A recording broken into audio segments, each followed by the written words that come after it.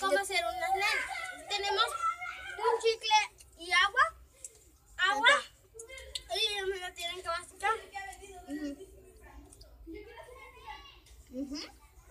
Vamos a dudar un poco porque tienen que estar muy masticados.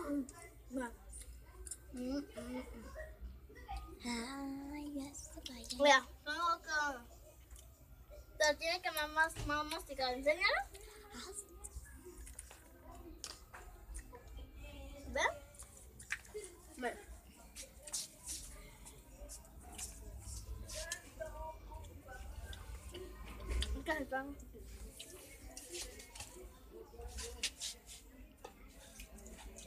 Que no queden ninguna.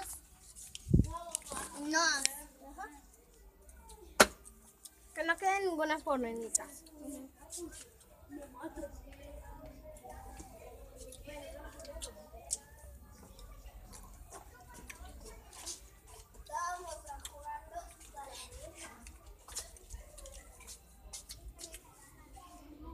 Bueno, ya llegó la hora.